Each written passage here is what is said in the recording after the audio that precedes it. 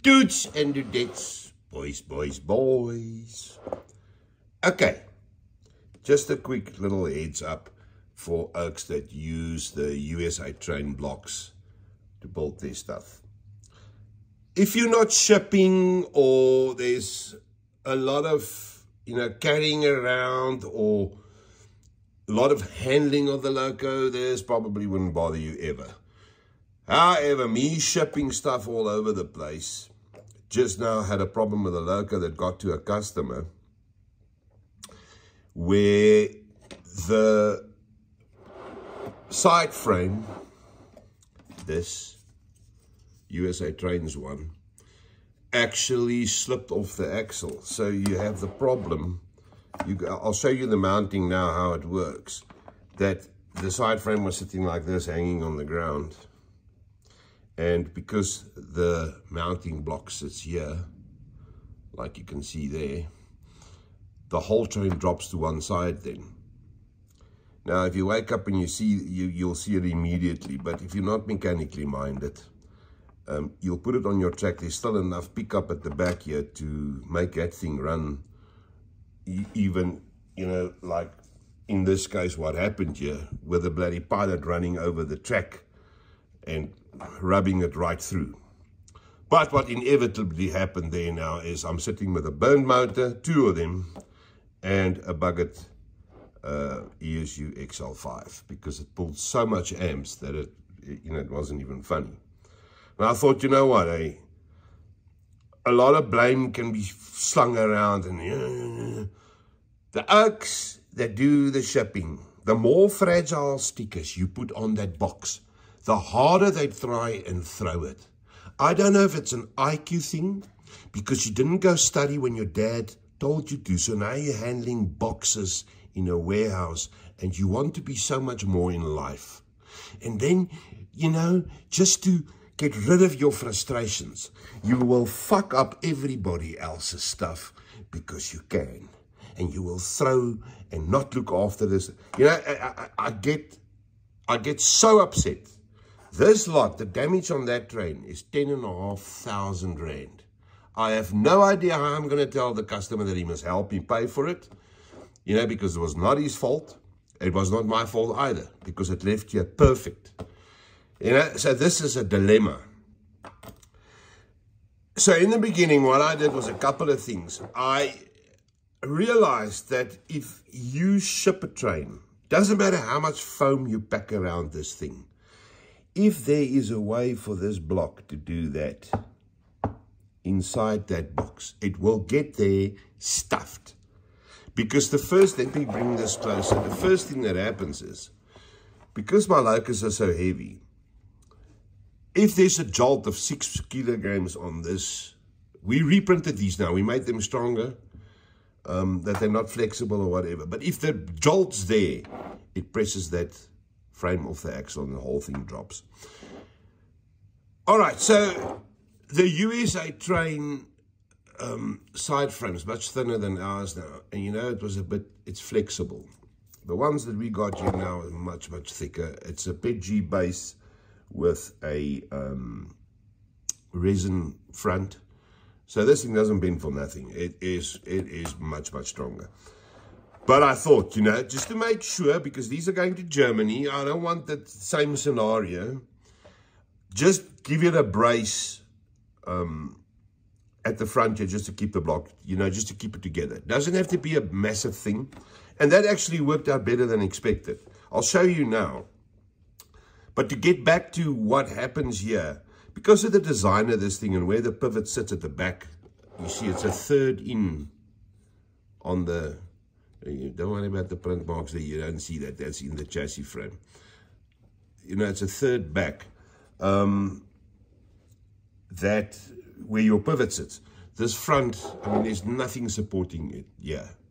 I know that USA Trains might have had the same problem, because on their SD70 Mac, there's a little plate here that goes over here to keep the front. It's got a little bracket just for the side frames, to keep the side frames together. But on these were the old SD40, there was nothing like that. Now, you also got to be very careful what you do up top here, because the chassis rail sits right here. You can't go too crazy here, because if it's too high, it will catch the chassis rail and the block won't turn. So you got to keep that in mind. So I thought, hell man, while I'm here, let me see, just to make sure, I did a brass, 0.5mm brass bracket in the front here. Look at that. All right. Nothing spectacular. It's just pushed in there. There's a very small little hole there, so it's tight when it goes in there. I did not glue it, so that if you one day have to service this or do something, or something went wrong, you can take the frames off, no problem. You just pull it out. These are silicone wire, so they just pull off there. So you can remove the whole thing. And then, because of the design of the block, I'll show you. USA Train says 8 foot diameter. That's very, very tight. So this was part of the problem why they did not do the front axle to go into the side frame. Okay. I just want to explain to you why it's loose at the front here. Because this swivels, all right, to take sharper bends. So as you can see, axle there, nothing here. This thing just floats in front. It's driven, there's a Carlin shaft there. It's a very funky idea. But, you know, in Cape Cage 1, we said originally 2.3 meter radius, not diameter, radius, minimum, because our locos are much bigger than 1 in 29. And they're much heavier, and, you know, your bends should really not be smaller than radius 5. So this will take a radius 5 LGB bend, no problem. Or a R5 LGB point slides through it, no problem.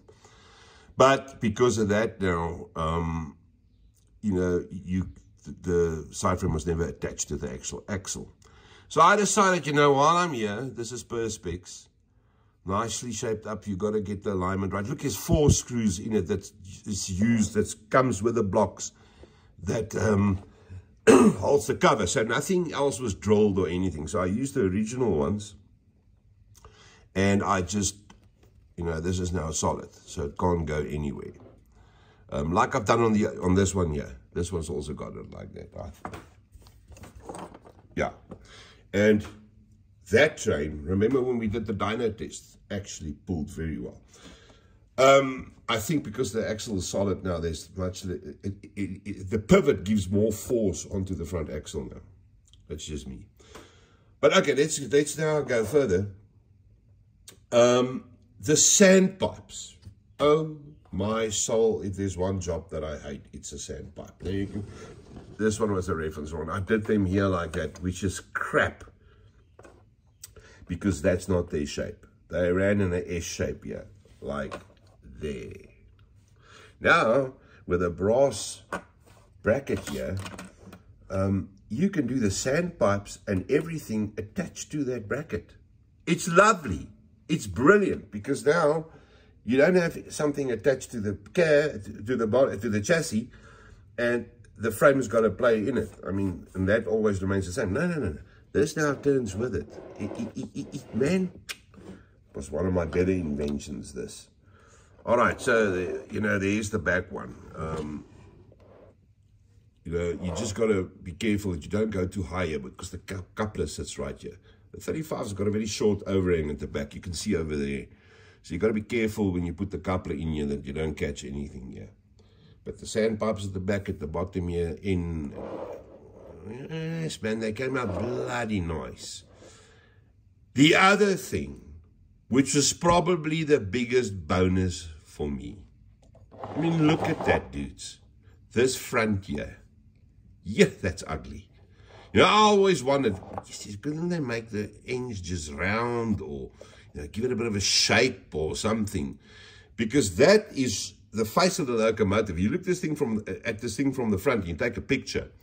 That always comes up. I've tried to hide it with looms and all sorts of crap. You never really get it right. So if you looked over there, I don't know if you were able to see it. Wait, let me just, from this angle here. Can you see that that flatness there. It used to irritate me. It's just not nice. Now with this whole setup here, that's gone. It's a thing of the past. You know, you can't even see that the front's flat. It is very, very, you got to have it on the chassis. You know, the chassis on it to see. It actually looks bloody nice. So I'm chuffed with that.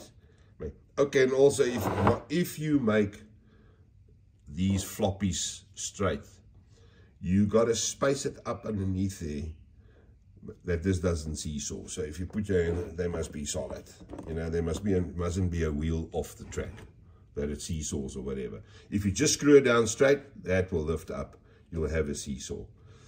But that's basically what you have to look out for. That's that. And I think this setup, there's nothing that you can do to break these. This is like a brick shit house. I mean, I don't think you can drop that block. I don't think it'll come out. You'll break something else, but you won't come off the axle. So yeah, that's basically what I wanted to say. So now there's the other two here. There they are. So I'm all set up now to start the plumbing on the chassis. They're actually standing on the floor here. The pilots are in the spray booth, primed and everything. So boys, today, we start with the funky work. That's all that stuff there. Look, it's a finicky job, but I love doing it because it's such fine detail and stuff. You know, that one was the reference one, so it's very rough. You know, you can see the solder marks and stuff. The one that's going now, I'm going to do perfect. Absolutely perfect. So we can shine overseas. Dudes, that's basically that. So for future reference, if you build your own things like I know some of you do, just keep an eye out for that. It's a problem. Okay.